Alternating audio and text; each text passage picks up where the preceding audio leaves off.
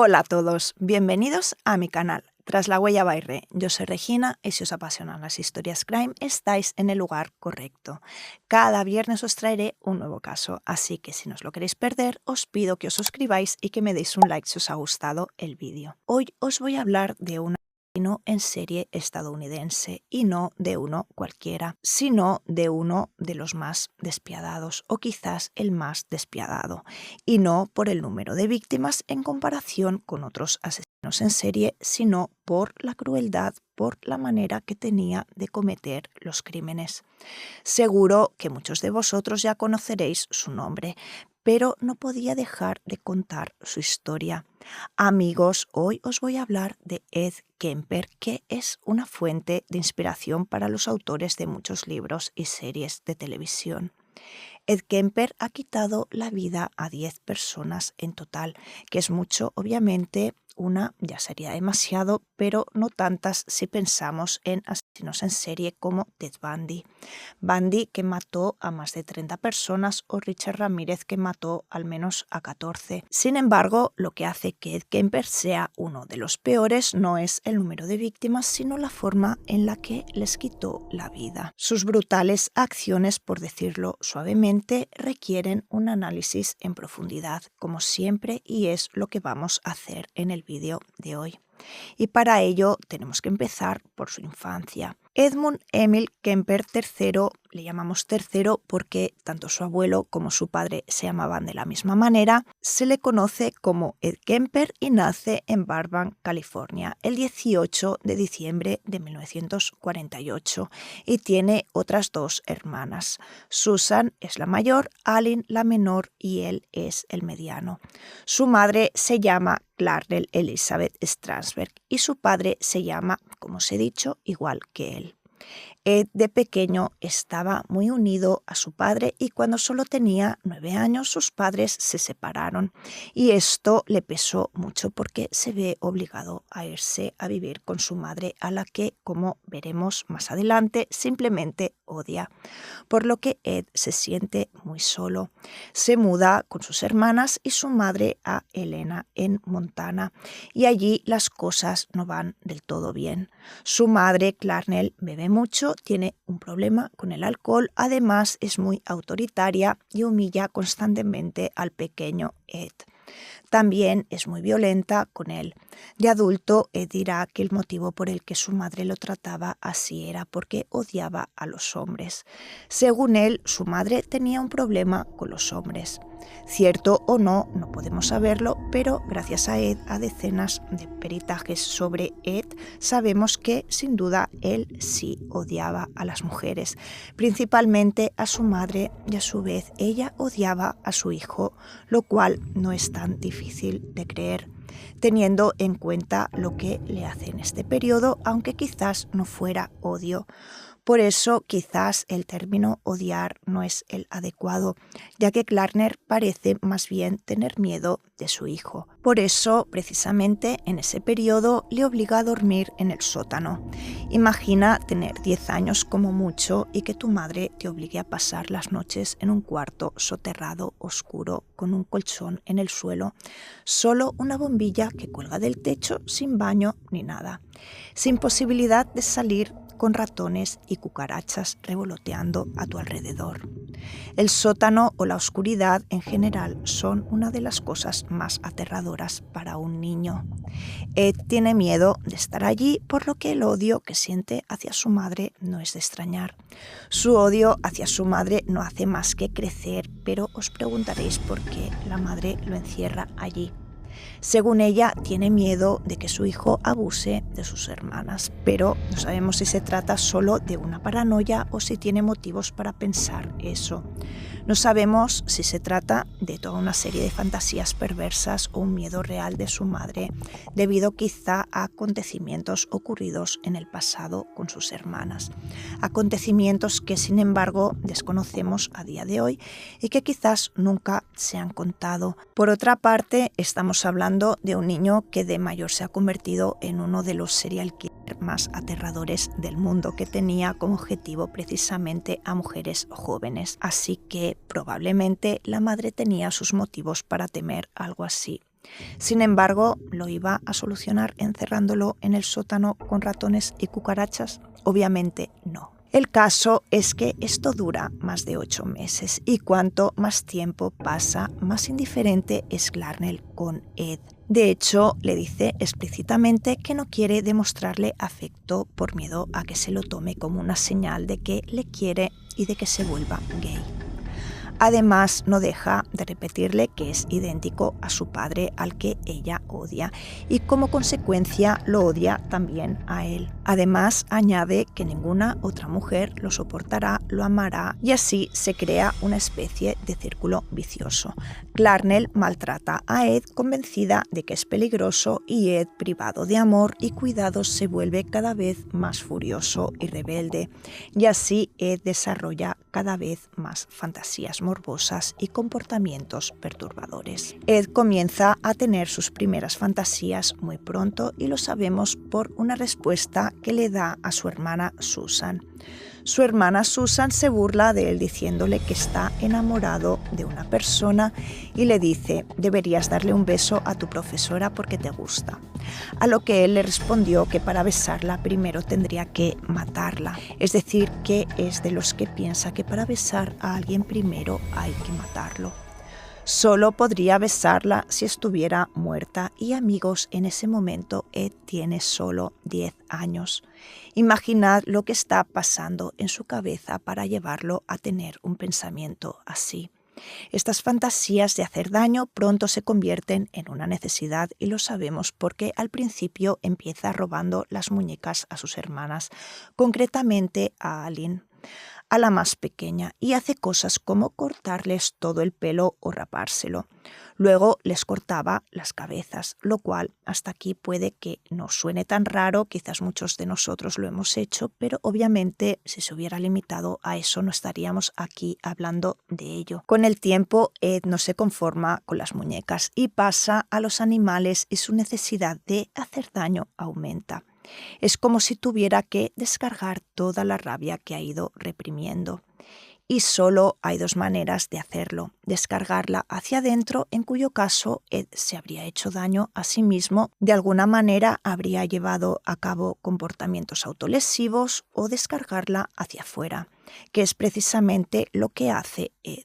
It started with surrogates at a non-human level. Physical objects, my possessions, other people's, destruction of things that are cared about, and then destruction of things that are living on a lower level, small animals, insects, animals. Empieza a matar gatos, más concretamente descargando su rabia contra los gatos de la familia cuando solo tiene 10 años. Coge uno de los gatos, lo entierra vivo y cuando ya ha perdido la vida le corta la cabeza y la guarda en el armario de su habitación. A los 13 años hace algo aún más espantoso. Coge al otro gato de la casa y esta vez lo apuñala repetidamente. Y después de hacer esto, él mismo se asusta de lo que ha hecho, tiene miedo de que su madre llame a la policía y lo arreste. Así que decide enterrar al gato en el jardín. Primero lo descuartiza y esconde algunos trozos en el armario de su habitación y su madre encuentra estos trozos al cabo de un tiempo. Y os voy a contar una curiosidad sobre los asesinos en serie que empiezan matando animales, pero más concretamente los que empiezan con gatos. Y es que resulta que matan a los gatos porque relacionan al gato con el género femenino. Según muchos psiquiatras que han estudiado el comportamiento de varios asesinos en serie, estos sujetos hacen daño a los gatos precisamente porque a nivel inconsciente el gato está asociado con lo femenino, es decir, con la mujer, y en este punto, por lo tanto, se convierte en un símbolo de agresión. Instintivamente necesitan hacer daño y descargan esta necesidad de cualquier manera, concretamente con los gatos. Ed de vez en cuando también sale a cazar con su padrastro Norman porque su madre se vuelve a casar. De hecho, lo hará otras 2 veces. Obviamente, estos métodos no son suficientes ni bastan para calmar sus instintos violentos. Poco tiempo después acusan a Ed de disparar al perro de otro chico que vive en el barrio. Sus compañeros lo evitan, lo señalan como un loco, no quieren estar con él y básicamente huyen de él. No hace más que pensar en la muerte. De hecho, mientras sus amigos jugaban al pilla-pilla, él jugaba a la cámara de gas y a la silla eléctrica. No quiero ni saber en qué consistían esos juegos, pero amigos, os lo podéis imaginar. Y como este hay muchos otros ejemplos. Ed un día fue a la iglesia y rezó para que murieran todas las personas del mundo, que todas las personas en el mundo fueran asesinadas, todas excepto él, obviamente. Otro ejemplo es que una noche el pequeño Ed robó la bayoneta de su padre y salió de casa hacia casa de su maestra, de quien su hermana decía que estaba enamorado, y se queda allí fantaseando con ella. Fantaseaba con matarla y tener relaciones sexuales con ella una vez estuviera muerta. Sus fantasías de muerte y sexuales comienzan a mezclarse. Cuando Ed es un adolescente con 14 años, Ed se escapa de casa para reunirse con su padre en California con la esperanza de reconciliarse con él, de poder vivir con él ya que éste se ha vuelto a casar y ha tenido otro hijo. Pero Ed comienza a fijarse de forma morbosa en la mujer de su padre, una mujer que, entre otras cosas, es completamente opuesta a su madre. Es muy guapa, no lo menosprecia y es muy amable, así que Ed empieza a mirarla. Fija la mirada en ella de forma molesta y debía ser realmente molesto porque tras un breve periodo de tiempo en esa casa expulsan a Ed de casa. Su padre decide enviarlo a vivir con sus padres, es decir, con los abuelos paternos de Ed, que también se llaman Ed, como os he dicho, y la abuela se llama Matilda. Y viven en un rancho en Sierra Nevada, al oeste de la ciudad de North Fork. Ed se siente rechazado, se siente abandonado por el padre de nuevo y se siente solo. Y además odia vivir allí con sus abuelos. Hay varias razones. En primer lugar, el rancho está en medio de la nada, completamente aislado. Pero además, Ed no soporta vivir con ellos porque son muy mayores y él solo tiene 15 años. No tiene nada en común con ellos y por si fuera poco, su abuela le recuerda terriblemente a su madre porque es una mujer muy fuerte y también muy autoritaria. Ed se matricula en el instituto de la zona y en realidad le va bien. Los profesores están contentos con él y además Ed ya es un chico enorme. Imaginaos que con 14 o 15 años ya mide casi 2 metros, concretamente 1,93 metros y seguirá creciendo. Además, Ed odia vivir allí, odia que sus abuelos le echen en cara lo que cuesta mantenerlo, odia que su abuela le diga siempre que su madre es la mejor. Dice que es la mujer con más pelotas de todos los hombres que ha conocido. Todo esto le provoca un terrible estrés. Todo esto hace que las fantasías relacionadas con la muerte y con hacer daño vuelvan y, como él mismo dirá años más tarde, me había convertido en una bomba de relojería, así que finalmente un día exploté. Y el día de la explosión es el 27 de agosto de 1964. Antes de contaros lo que sucedió ese día, debo deciros algo más para contextualizar la situación. Ed ponía una cara especial en los momentos en que estaba estresado o nervioso o quería disociarse de las situaciones. Su mirada se volvía extraña, como de zombi. Así lo describía su abuela. No sé exactamente qué quiere decir con que ponía cara de zombi, pero a su abuela le molestaba esa mirada, esa cara de zombi. Le molestaba muchísimo. Cada vez que Ed ponía esa cara, ella se enfadaba y le regañaba. Amenazaba con llamar a su padre y decírselo, pero no lo hacía. Supongo que se sentía ridícula llamándole y diciéndole que su hijo ponía cara de zombi, así que nunca llamó a su hijo para decírselo. Bueno, pues ese día, el 27 de agosto de 1964, Ed está en la cocina con su abuela ayudándola con algo. De repente, su abuela lo mira y se da cuenta de que vuelve a poner la cara de zombi y, como de costumbre, se lo toma como algo personal. Así que le grita y le dice que deje de poner esa cara, pero en ese momento Ed se levanta, coge la escopeta de caza y sale de casa mientras le dice a la abuela que se va a cazar. Pero en lugar de eso, se queda allí, en el umbral, durante un momento, quizás tratando de calmarse, y cuenta que había sentido dentro de sí una ira incontrolable, como la que había sentido otras veces cuando había matado a los gatos, solo que esa ira había ido aumentando poco a poco, mientras que ésta simplemente había explotado. Por tanto, Ed vuelve a entrar en la casa, apunta y dispara a su abuela repetidamente y la mata. Poco después, su abuelo vuelve a casa después de haber ido a hacer la compra y Ed lo ve llegar con su coche y lo observa mientras baja del coche. Apunta y le dispara también. En ese momento, Ed entra en pánico. Sus abuelos están muertos y tarde o temprano alguien lo descubriría y no sabía qué hacer. Así que se dirige a la única persona de la que depende y a la que al mismo tiempo odia terriblemente, a su madre, que por cierto ya lo había previsto todo. De hecho, hay que saber que cuando el padre de Ed decidió enviarlo a vivir con sus abuelos, su madre Clarnell le dijo que estaba loco por enviarlo a vivir con sus padres, que no se sorprendiera si tarde o temprano encontraba a sus padres muertos. Y esto había sucedido realmente. Ed llama a su madre y le dice que sus abuelos han muerto. Pero al principio intenta decirle que ha sido un accidente, pero la mujer, como hemos visto, ya lo había previsto todo. Ella no le cree y finalmente admite que ha sido él y le pide ayuda. Le pregunta qué debe hacer y cómo debe comportarse. La madre le dice que llame inmediatamente a la policía y eso es lo que hace. Llama al sheriff del condado y se lo confiesa todo.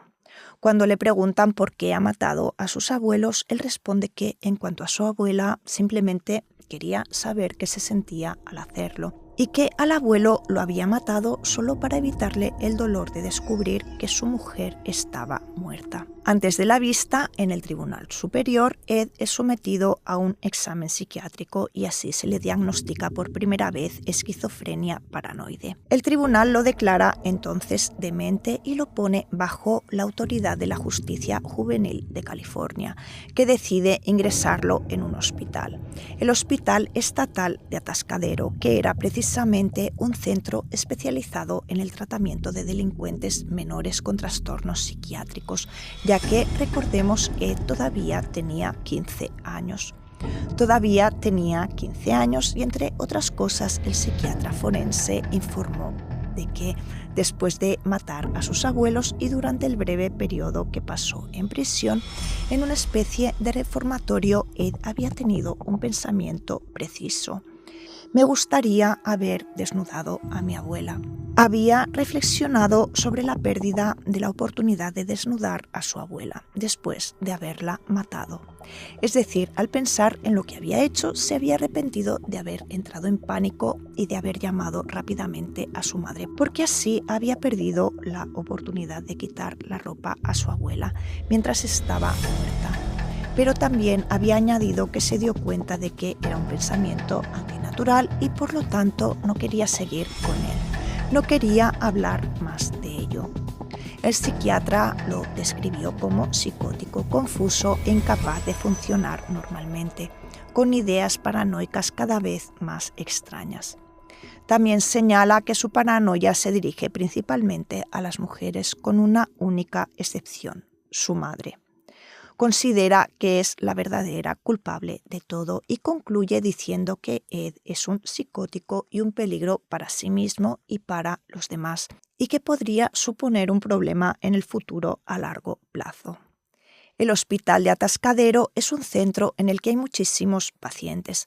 En aquel momento había 1.600, muchos de los cuales habían cometido un homicidio y el resto eran, en cualquier caso, agresores con trastornos mentales dispares, mientras que el personal, compuesto por 10 personas, en su mayoría psicólogos y psiquiatras, le hacen varios exámenes y pruebas, entre ellos el de cociente intelectual, y resulta que tiene un cociente intelectual muy alto. Teniendo en cuenta que un cociente intelectual considerado normal es de aproximadamente 100, mientras que el suyo era de 136. Por primera vez en este lugar, Ed siente que lo toman en serio. Se siente escuchado también porque sencillamente está rodeado de psiquiatras que por fuerza tienen que escucharlo y esto le hace sentirse importante. Podemos afirmar que este es el lugar donde él se siente a gusto, es el lugar donde mejor ha estado en toda su vida. El personal de este centro lo valora, es muy simpático, muy disponible y establece una relación casi de amistad. Con algunos de los psiquiatras como el Dr. William Schamberger, por ejemplo, con el tiempo incluso le trata como una especie de asistente. En consecuencia, tiene libre acceso a los registros y expedientes de todos los pacientes de la estructura, expedientes que contienen descripciones minuciosas y detalladas de sus crímenes, de cómo cometieron estos pacientes sus crímenes, incluyendo diversas técnicas de engaño y manipulación, información sobre cómo deshacerse de los cadáveres, de todo y más, y Ed puede leer y estudiar todo lo que quiera. Y esto no hace más que alimentar las perturbadoras fantasías que ya tiene. No pueden desaparecer por arte de magia, sobre todo si se estimulan continuamente. A pesar de ello, tras 5 años, los psiquiatras consideran que está curado. Le dan el alta. Lo único que recomiendan a los servicios sociales es que Kemper no debe volver a vivir con su madre bajo ningún concepto. Ella es su mayor desencadenante, la mecha que enciende todos sus lados más oscuros, por lo que no debe entrar en contacto con ella bajo ninguna circunstancia. ¿Y sabéis dónde va a vivir cuando le dan el alta? A casa de su madre. Ed vuelve a vivir con su madre, con una modalidad similar a la libertad vigilada. Imaginad lo feliz que está, pero sobre todo imaginad lo feliz que está su madre teniéndolo de nuevo en casa después de todo lo que ha hecho. Asesinado a sangre fría a 2 personas. En ese momento, su madre se ha mudado a Santa Cruz, California, después de separarse de su tercer marido. Santa Cruz es una ciudad de unos 30.000 habitantes y es una localidad universitaria con una fuerte influencia hippie, ya que estamos cerca de San Francisco y son los años 70. En el año 69, en Santa Cruz, hay una mezcla de estudiantes universitarios porque hay varias universidades, surfistas, artistas y hippies. Hay un fuerte espíritu de libertad y es un pequeño paraíso en aquellos años. Como decía, estamos en 1969 y Ed tiene 21 años y se ha convertido en literalmente un gigante. Ha alcanzado los 2 metros y 6 centímetros de altura y pesa 136 kilos. Por eso las personas con las que hace amistad lo definen como un gigante bueno. En ese periodo se había inaugurado una nueva universidad en Santa Cruz, la Universidad de California, y en aquella época era una novedad. Clases mixtas con estudiantes de ambos sexos, porque hasta entonces los estudiantes solían estar separados por sexos. La madre de Ed había encontrado trabajo precisamente en esa universidad, primero como secretaria del campus y luego como asistente administrativa del rector, y estaba viviendo un periodo bueno y equilibrado. Pero Ed regresó a casa y obviamente también regresaron los viejos desequilibrios entre los dos. De hecho, comienzan de nuevo las peleas cada vez más violentas que empujan a Ed a buscar refugio. A menudo busca consuelo bebiendo en varios bares de la ciudad y comienza a frecuentar un bar en particular llamado Jury Room, situado justo enfrente del juzgado del condado. Es un bar frecuentado casi exclusivamente por policías y ayudantes del sheriff fuera de servicio. De todos los bares, Ed elige precisamente este. Obviamente no es casualidad, sino que es bastante común que algunos delincuentes de vez en cuando se acerquen a este bar. De una forma u otra intentan acercarse estratégicamente a la policía, ya sea por un sentido de control o a veces para controlar las investigaciones en curso de sus propios crímenes y averiguar si son sospechosos. De hecho, se hace amigo de ellos. Estos policías conversan largo y tendido con ellos sobre armas y municiones. A veces les escucha hablar de otros casos o temas que en cualquier caso le interesan. Sin embargo, los agentes le adoran, les impresiona su amabilidad y saben que en el pasado ha tenido algunos problemas, pero nunca piensan mal de él porque se ve que Ed es un buen chico. Es Big Ed, el gigante bueno. Imaginaos que Ed intenta entrar en el cuerpo de policía, pero no lo consiguió, por su corpulencia, ya que es demasiado alto y pesa demasiado. Menos mal, porque no sé qué hubiera hecho Ed Kemper como policía. How did you get the knowledge to outsmart the police? Watching television, believe it or not. Joseph Wambaugh, Police Story. Got some tremendous insights into not just the gimmicks, the actual things, the tidbits that you would pick up from their procedures. En fin, Ed en este periodo hace nuevos amigos policías, se matricula en un college que es una especie de formación profesional y en 1971 encuentra un trabajo en el Departamento de Transporte Comunitario. Y este mismo año sufre un accidente de moto que casi le cuesta la vida. Fue atropellado por un coche. Sufre heridas graves en el brazo, por lo que durante un tiempo no podrá trabajar y obtiene una indemnización de $15,000, pero los gasta inmediatamente, es decir, ni siquiera tiene tiempo de recibir los que ya se los ha gastado.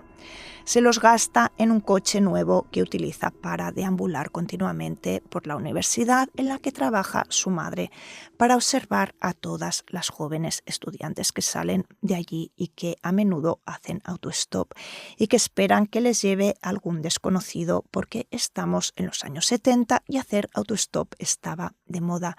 Aquellos años era totalmente normal, no como ahora, que no se nos ocurre que una chica pueda hacer autostop sola porque es demasiado peligroso. En cambio, en aquella época era algo que era normal. Realmente todo el mundo lo hacía y Ed empieza a llevarlas. Se convierte en su hobby, en su pasatiempo. En cuanto a su vida sentimental, es prácticamente inexistente y no sabe cómo actuar. My frustration, my inability to communicate socially, sexually. I wasn't impotent, but emotionally I was impotent.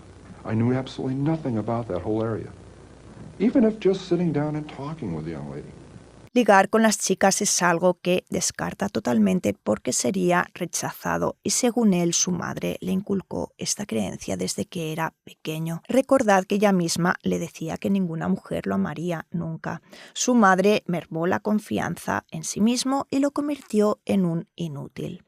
Kemper encarna a la perfección la mentalidad del incel, aunque en aquel momento la palabra ni siquiera existía. Los incels siempre han existido y Ed era uno de ellos. Se sentía rechazado por las mujeres y estaba convencido de que ninguna lo querría nunca. Obviamente no se culpa a sí mismo, sino a los demás, en particular a las propias mujeres, sobre todo hacia su madre, y finalmente su resentimiento se convierte en odio. Ese odio se manifiesta en violencia extrema, en particular hacia su madre. Al parecer, digo al parecer porque obviamente esta es la versión que él contará. Su madre le dice muy a menudo cosas como: ¿te has fijado en todas esas guapas estudiantes que van a la universidad donde trabajo? Pues bien, esas chicas nunca saldrían con alguien como tú. Ed, consecuentemente, comienza a fantasear con esas estudiantes. Como sabemos, las fantasías de Ed no son normales, sino macabras, obsesivas y enfermizas, siempre relacionadas con la necrofilia. Y llegados a este punto, Ed empieza a viajar por todo el centro de California hasta llegar a Los Ángeles con un único objetivo: encontrar a tantas chicas como sea posible. Para ganarse su confianza, cada vez que les ofrece llevarles se muestra amigable, tranquilizador, no les da motivos para dudar de él. Es su entrenamiento. Aprende a mostrarse amable y tranquilo, a no despertar sospechas. Interpreta el papel del gigante bueno, de chico inofensivo que no tiene malas intenciones, y cuanto más lo consigue, más hábil se vuelve para hacerlo. Now, would you get in the car with this man? Huh?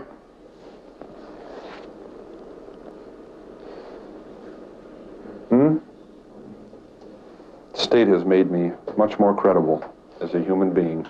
Consigue bajar la guardia de sus víctimas y lo consigue porque cada vez más chicas se suben en su coche y él fantasea con ellas y piensa cosas que ni siquiera voy a contar aquí. Al poco tiempo empieza a llevar en el coche todo lo necesario para llevar a cabo sus terribles fantasías. Lleva en el coche una pistola, esposas y un cuchillo. Por desgracia, es solo cuestión de tiempo que Ed pase de la fantasía a la acción.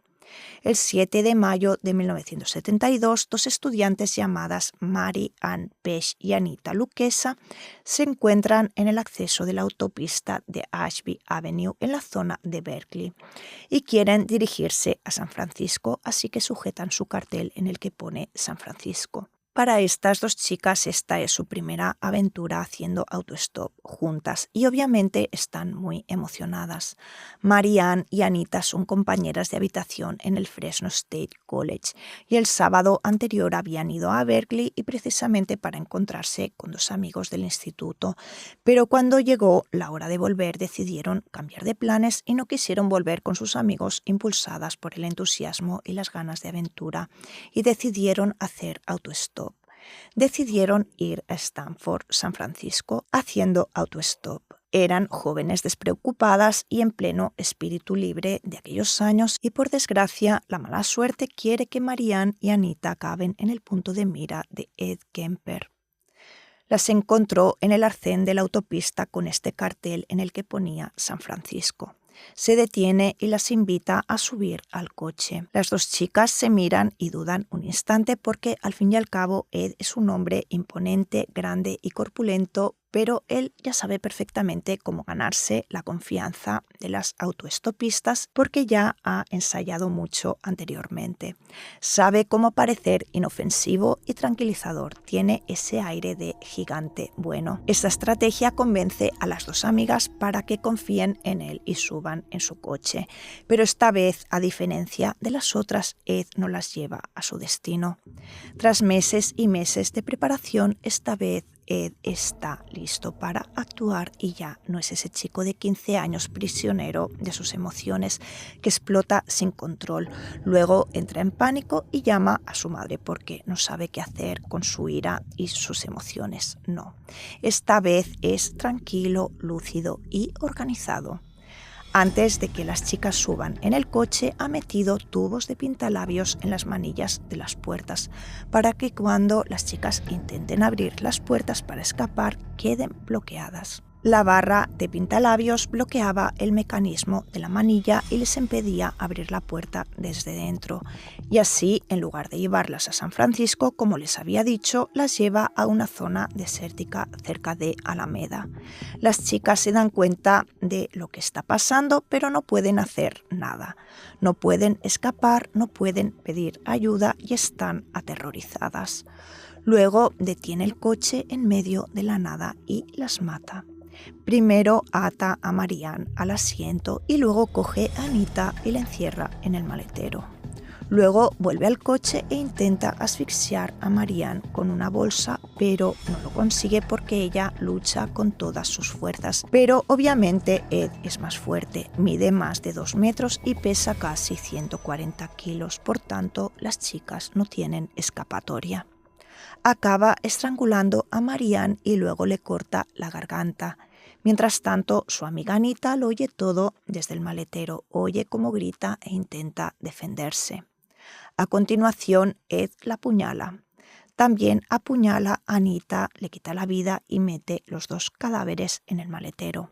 Ed conduce hasta un apartamento que había alquilado previamente en los alrededores y lleva los cuerpos allí y se toma todo el tiempo que quiere para quitarles la ropa, fotografiarlas y finalmente cortarlas en pedazos y separar las partes en bolsas de plástico.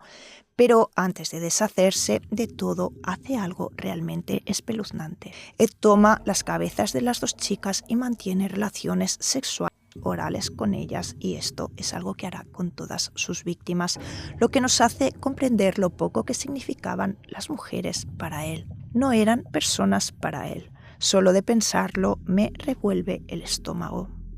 Para Ed, esas chicas eran objetos, las estaba utilizando. Las usaba como objetos y nada más.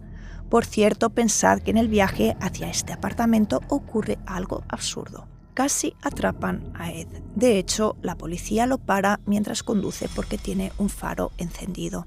Sin embargo, mantiene una actitud extremadamente tranquila y cortés y se libra con una simple advertencia. Ed cuenta que precisamente durante ese encuentro con la policía estaba muy excitado, lleno de adrenalina, dispuesto a matar incluso a la gente si hiciera un registro del maletero y hubiera encontrado los cadáveres. La familia de Marianne y Anita denuncian lógicamente su desaparición, pero la policía no actúa hasta el 15 de agosto. Entonces solo se encontró la cabeza de Marianne en el bosque cerca de Santa Cruz. Los restos de Anita, en cambio, siguen desaparecidos y mientras tanto él retoma su costumbre de llevar a autoestopistas sin hacerles daño, como si quisiera seguir entrenándose y a menudo se divierte hablando con ellas. También les habla del misterioso hombre que está sembrando el pánico en la zona secuestrando a las estudiantes, es decir, para ver su reacción, porque obviamente tras la desaparición de Marianne y Anita y tras el hallazgo de la cabeza de Marianne, todos no hablan de otra cosa. I was picking up some very lovely young women. You know what we were talking about as we're driving around? Almost as often as not, this guy that's going around doing this stuff.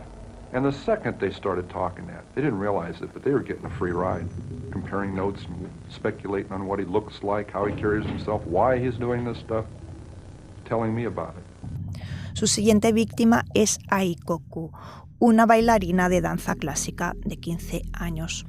Aiko tuvo una infancia difícil, creció en una familia con pocos recursos, con su madre de origen letón y sus dos abuelos muy mayores de referencia. Aiko vive con su madre y sus abuelos en Berkeley. A los 4 años comenzó sus clases de danza clásica. Sus profesores siempre la describieron como un verdadero talento, por lo que su madre, con mucho sacrificio, logró inscribirla en una de las mejores escuelas de danza. Con lo que ganaba bailando, obtenía permisos y becas con los que contribuía a pagar los gastos de la casa.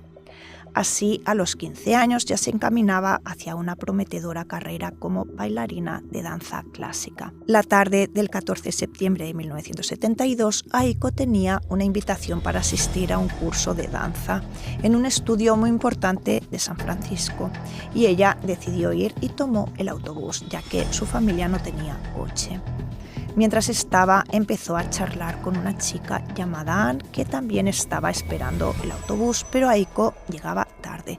El autobús no llegaba y ella no podía esperar más, y justo en ese momento un Ford Galaxy se detuvo justo al lado de ella y se ofreció a llevarla. Aiko aceptó y se subió, pero por desgracia al volante estaba Ed Kemper. En lugar de llevarla a San Francisco, su destino la llevó a una zona remota. Ella se da cuenta y se vuelve literalmente loca. Ese es el término que utiliza el propio Ed. En ese momento saca la pistola para mostrarle que está armado, después detiene el coche y se baja. No sabemos el por qué motivo le lleva a hacer esto, pero en ese momento está fuera del coche, mientras Aiko está dentro, aterrada, y ella tiene dentro la pistola de Ed. Y amigos, en ese momento sucede algo inexplicable. Quizás nos lo explicamos por lo aterrada que está, pero Aiko está tan asustada que le abre la puerta a Ed. One victim let me back in the car. I locked myself out. She opened the door for me. My gun was under the seat. What in the hell am I doing telling you that? Am I a masochist? Am I looking to be tormented further? Le deja entrar en el coche. Sí, amigos, le deja entrar en el coche. Podría haber cogido la pistola, dispararle y huir, pero no lo hizo. No sabemos qué pasó por su cabeza. Probablemente en este momento solo estaba en estado de shock, quién sabe. Tal vez inconscientemente pensaba que siendo amable con él y dejándole entrar todo iría bien. Aiko solo tenía 15 años, pero Ed no tiene piedad de ella. Una vez dentro del coche, la ataca al instante, la asfixia, la viola y después la mete en el maletero y vuelve a casa. Pero entonces se da cuenta de que tiene sed, así que se detiene, entra en un bar y se toma una cerveza tranquilamente. Luego vuelve al coche, regresa a casa y hace exactamente lo mismo que hizo con Marianne y Anita, incluida esa cosa con la cabeza que no quiero repetir. Al día siguiente de matar a Aiko Koo, Ed debe comparecer ante una comisión de psiquiatras porque, como recordaréis, está en libertad condicional, por lo que de vez en cuando tiene que someterse a controles. Pero él no está nada preocupado, sabe cómo convencer a los psiquiatras de que todo va bien. Es pan comido para él, ya es un experto, sabe cómo manipular a la gente. De hecho, los médicos se lo tragan todo y lo declaran absolutamente sano y seguro, y dicen que no ven ningún motivo para dudar de que este hombre no supone ningún peligro para nadie, ni siquiera para sí mismo ni para los demás. Lo consideran tan sano que le dan una segunda oportunidad ocultando sus antecedentes penales.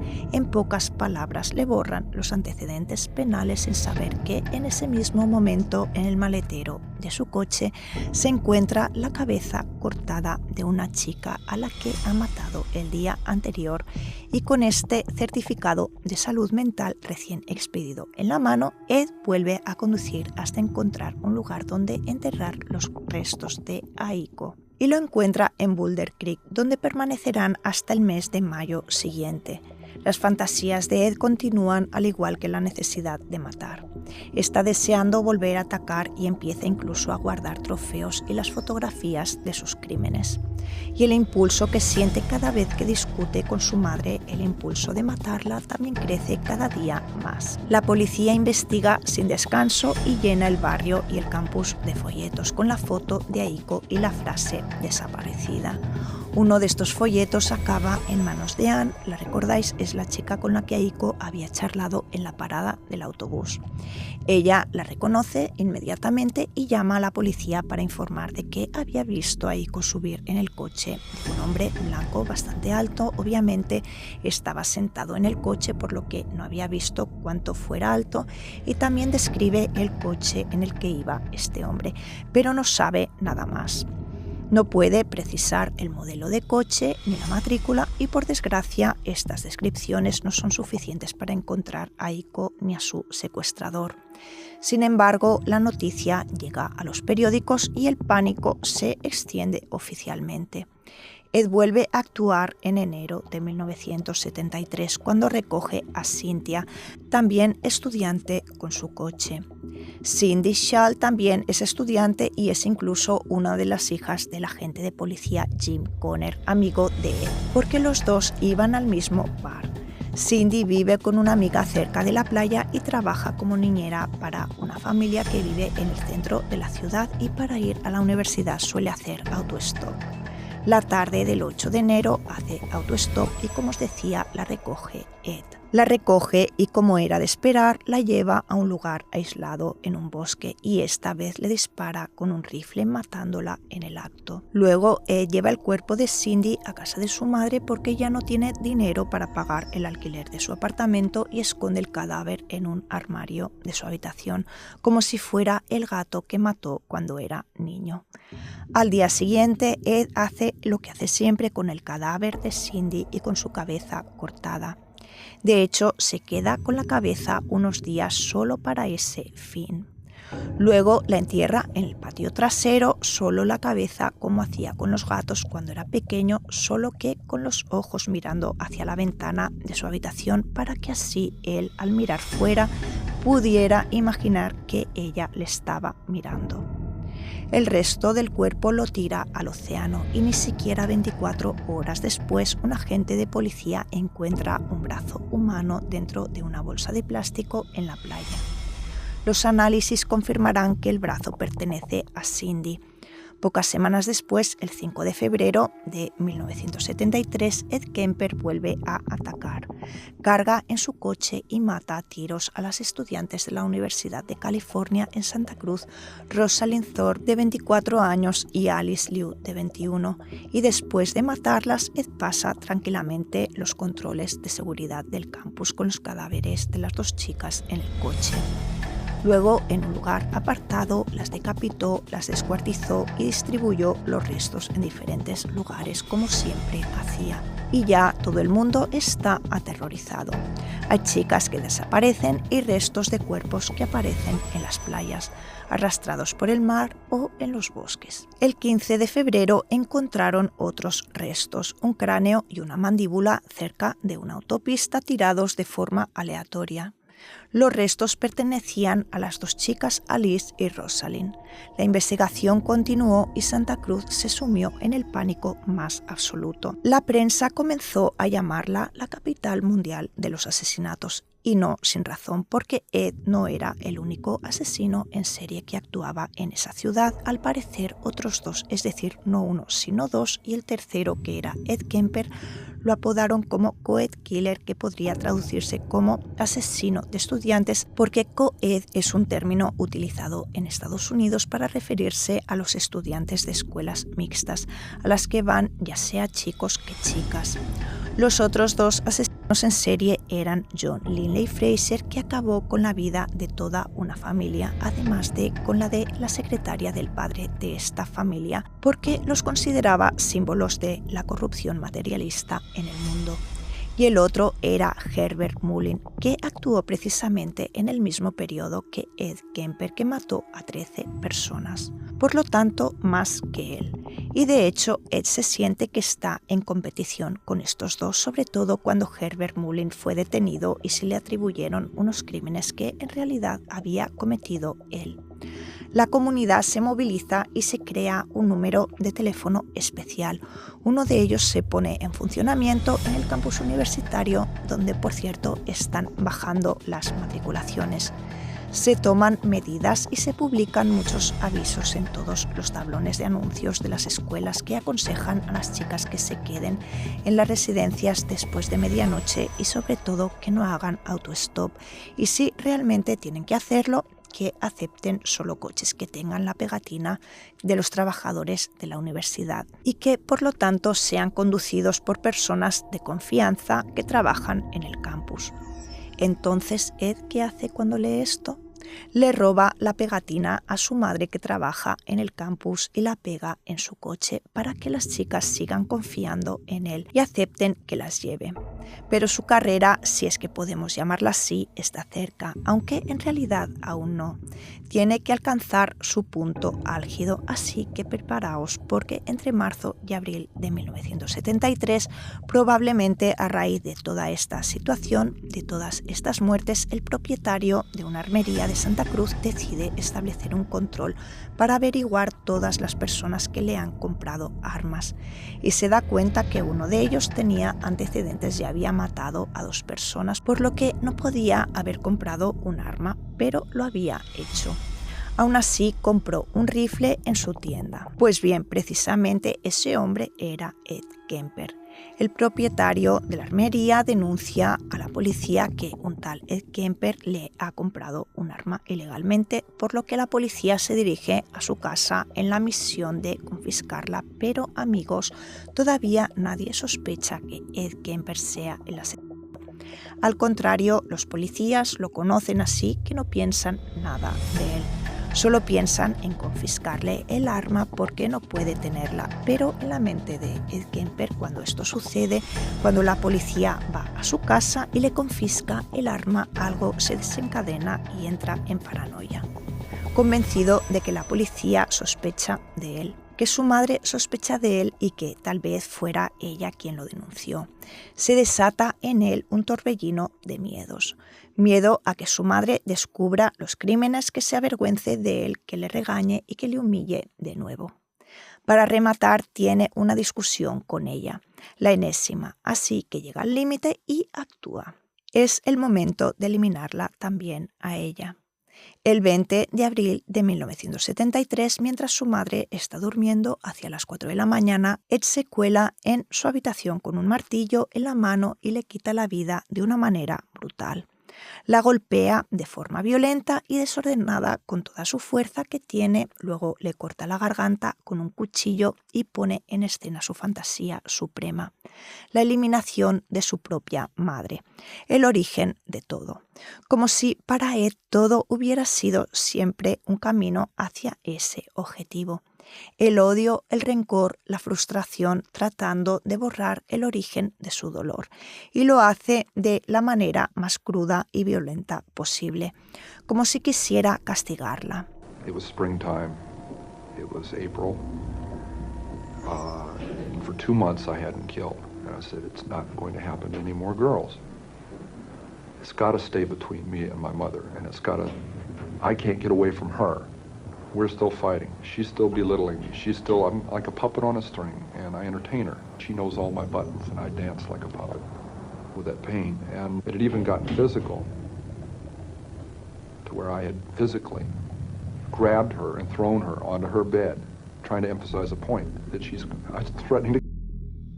I knew a week before she died, I was going to.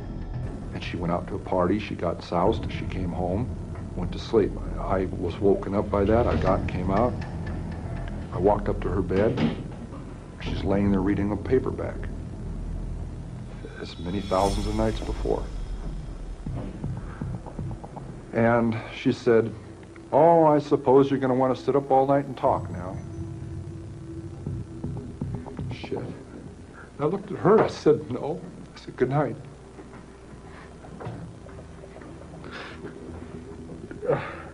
And I knew I was going to, And I'm so cold, it's so hard. And that's the first time in 10 years I've looked at it that way. I mean, that intensely, that honestly. It hurts. Después de su muerte, después de quitarle la vida, le corta la cabeza, hace lo que ha hecho con sus otras víctimas y la usa como diana y finalmente la usa como blanco para dardos, es decir, lanza dardos a la cabeza de su madre. Y eso no es todo porque como escarnio le arranca las cuerdas vocales y las tira a un triturador de basura. El sábado, Ed llama a la mejor amiga de su madre. Se trata de una compañera de trabajo, una señora de 59 años llamada Sarah, conocida como Sally. Ed la invita a su casa para cenar y ver una película todos juntos y le dice que iba a estar también su madre. Una vez que llega a casa, Ed hace entrar a Sally para que espere a su amiga Clarnell. Pero una vez dentro, Ed la golpea brutalmente, la inmoviliza y la estrangula. Después de llevar el cuerpo de Sally al piso de arriba, lo une al de su madre, es decir, en el armario como a los gatos. Pero antes había ido al pub, al Jury Room, al bar de los policías para tomarse unas cervezas con sus amigos policías. Pero estos últimos crímenes no son como los demás, son una especie de paso en falso y en cierto modo parecen expresar un deseo de ser atrapado, porque Ed ha golpeado a 2 personas muy cercanas a él y ahora está claro. La policía tendrá que investigar el caso porque las otras chicas eran desconocidas, para la policía era difícil llegar hasta él, pero en este caso sí. Así que el domingo 22 de abril, la mañana de Pascua, Ed alquila un coche y emprende un viaje atravesando Nevada hasta Pueblo, en Colorado, llevando consigo todas sus armas. Durante el trayecto cambia nerviosamente de emisora de radio con la esperanza de escuchar su nombre en la radio, pero no es así, lo que probablemente por un lado le irrita terriblemente y por otro lado le alivia. Y por esto, mostrando evidentes rasgos de mitomanía, Ed hace algo absurdo. Decide llamar a la policía de Santa Cruz. Se para en una cabina telefónica, llama a la policía y le confiesa todo a sus amigos policías. Los policías que lo conocen no se lo creen y están convencidos de que se trata de una especie de broma, que de alguna manera estaba bromeando, pero él insiste y de hecho invita a la gente a Luffy, que sabe bien dónde vive Ed porque fue él quien había ido a su casa para secuestrarle el arma. Le invita a ir a su casa y abrir los armarios porque allí encontrarán los cadáveres de 2 personas, los de su madre y de su amiga Sally. El agente a Luffy le hace caso y se dirige con un grupo de compañeros a casa de Ed y una vez allí ven inmediatamente el colchón empapado en sangre. Recordad la forma en que Ed le quitó la vida a su madre. Y cerca de la cama encuentran una nota que Ed había dejado para los agentes con un mensaje que decía: «Señores, lo siento por el desastre, pero no tenía tiempo». Los cadáveres de su madre y de Sally fueron hallados y mientras todavía estaba al teléfono, Ed insiste en que alguien vaya a buscarlo. Dice que está asustado de sí mismo y que iba armado. La policía lo alcanzó y lo detuvo en su coche. En los interrogatorios, Ed explica todas las cosas terribles que ha hecho a sus víctimas de forma muy gráfica y detallada y lleva a los detectives a todos los lugares donde ha escondido los restos. Y en todo esto, Ed se siente muy cómodo hablando de sus crímenes. Le gusta ser el centro de atención y se presenta como el protagonista absoluto de la historia. Y llega incluso a confesar que cometió actos caníbales con sus víctimas, pero luego se retracta. Es decir, no quiere hablar más del tema y a día de hoy en realidad no se sabe si es verdad o no. Si realmente lo hizo o si solo quiso exagerar, porque estaba disfrutando de la atención que estaba recibiendo. Why did you wind up giving yourself up? It had to stop. Durante todos estos interrogatorios y entrevistas con abogados, psiquiatras, peritos, etc., Ed tiene un comportamiento muy tranquilo, afable y casi amistoso. Pero esto solo si la persona con la que está hablando es un hombre.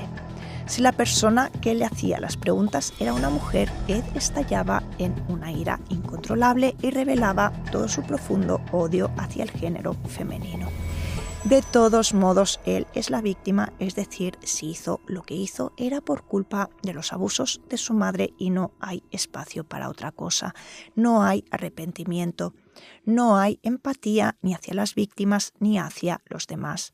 Solo se emociona ligeramente cuando habla de su madre, pero no muestra muchas emociones, al menos no de forma visible, y luego se ha convertido en un maestro a la hora de disimular.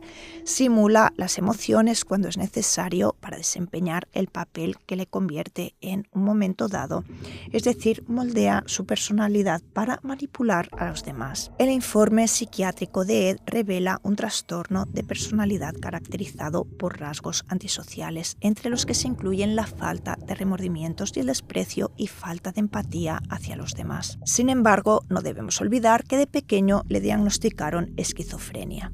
De hecho, en el juicio se hablará precisamente de esto.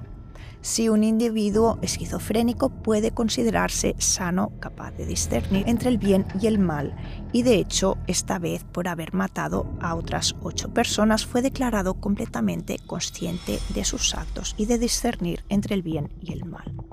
Tras confesar los asesinatos, Ed es acusado de 8 asesinatos en primer grado y el juicio comienza en octubre de 1973.